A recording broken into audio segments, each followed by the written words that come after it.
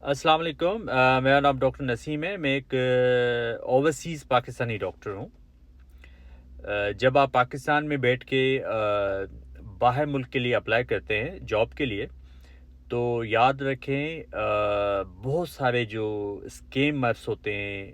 आप कभी-कभी जो है ना डॉक्टर्स के साथ वो स्कैम कर लेते हैं, या इवन सिर्फ डॉक्टर्स नहीं बल्कि बाकी भी जो जॉब्स होती है उसमें आपके साथ स्कैम हो सकता है।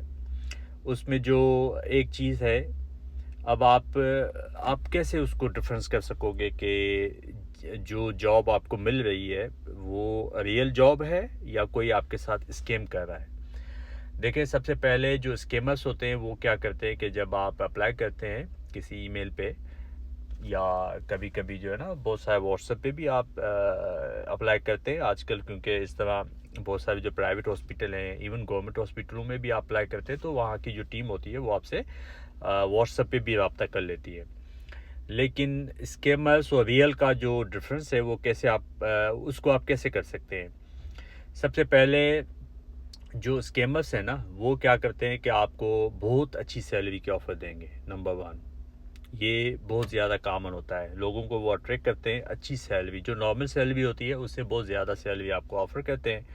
फिर वो आपसे ना पैसों की डिमांड करते हैं, थोड़े थोड़े पैसों की डिमांड करते हैं। लेकिन मैं आपको बता दूं कि जो डॉक्टर्स हैं, आप अगर गल्फ़ में कहीं भी अप्लाई करते हैं, जैसे गवर्नमेंट जॉब में अगर आप किसी चैनल के थ्रू जाते हैं, जैसे वो आपसे डायरेक्ट कांटेक्ट करते हैं प्राइवेट वाले या गवर्नमेंट वाले, तो याद रखें कभी भी वो पैसे नहीं मांगेंगे आपसे। जो प्राइवेट वाले हैं वो भी नहीं मांगेंगे और जो गवर्नमेंट हॉस्पिटल हैं वो भी नहीं मांगेंगे। अच्छा, पैसे कौन मांगता है? जैसे फॉर एग्जांपल जो कंपनियां हैं, जैसे पाकिस्तान के अंदर भी बहुत सारी ऐसी कंपनियां हैं, रिक्रूटमेंट कंपनियां हैं, एजेंसियां हैं।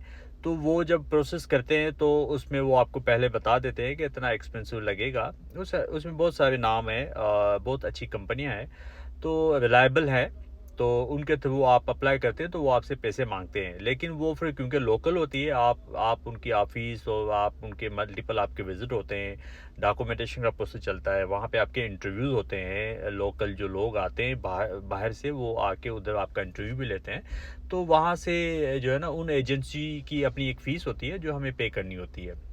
लेकिन जैसे ओवरसीज़ एम्प्लॉयमेंट कॉर्पोरेशन की जो फ़ीस है वो बाद में होती है, जैसे आपकी सिलेक्शन हो जाती है और बाद में जब आप वेरिफिकेशन करवाते हैं डॉक्यूमेंट्स की, तो उस वक्त उनकी फ़ीस होती है जो कि हमें देनी होती है। लेकिन अगर आप किसी भी मुल्क में, जैसे ख़ास तौर पे जीसीसी में, अगर आप किसी प्राइवेट या गवर्नमेंट हॉस्पिटल में आपकी डायरेक्ट उनसे रब्ता होता है तो वो आपसे कभी पैसे नहीं मांगते। और इसमें ये होता है कि बल्कि वो आपको फ्री फ्री आपको टिकट्स मिलती हैं, आपको वीज़ा भी फ्री होता है, और इसके अलावा आपकी फैमिली की जो टिकट्स हैं वो भी आपको फ्री मिलते हैं, उनके वीज़ा भी फ्री मिलते हैं। तो कहीं भी पेमेंट करने की ज़रूरत नहीं है। अच्छा, अगर बहुत सारे लोग ऐसे होते हैं जो हायरिंग का काम करते हैं और फिर वो पैसे मांगते हैं, तो उसमें भी ठीक है। मतलब कुछ होते हैं जिनको हमें देने पड़ते हैं, ये जैसे हायरिंग जो करने वाली एजेंसियां होती हैं। लेकिन उनका फिर डिफरेंस या उसको आप कैसे जो है ना आप स्कैम से कैसे बच सकते हैं। देखिए, जब वो आप कहीं भी अप्लाई करते हैं जॉब के लिए, तो सबसे पहले वो आपको कहते हैं कि भई हम आपका इंटरव्यू लेंगे, ठीक है? तो वो ज़ूम पे भी होता है, वो आपको इसके अलावा आप फिज़िकली जो है ना जैसे किसी ऑफ़िस में या कहीं आपका वो अरेंज होता है। अच्छा, उसके बाद अगर वो आपसे पैसे मांगते हैं तो नहीं देने। सबसे पहले आप उनसे ऑफ़र लेटर लें, और ऑफ़र लेटर की और उसके अलावा वीज़ा लें और टिकट्स लें। जो टिकट्स हैं और वो तो आप वेरीफाई कर सकते हैं ऑनलाइन, आपकी उन कंपनियों की जहाँ भी जिस भी फ़्लाइट की टिकट्स होगी तो उसको आप वहाँ से कंफर्म करें।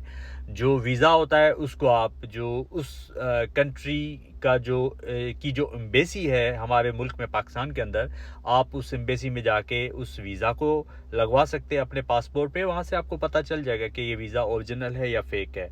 और जो ऑफ़र लेटर है उसकी भी आप वेरिफिकेशन करवा सकते हैं, या आप उस पर्टिकुलर हॉस्पिटल से रब्ता कर सकते हैं जिस हॉस्पिटल में आपको जॉब मिली है। तो इस तरह आप जो है ना इस स्कैम से बच सकते हैं।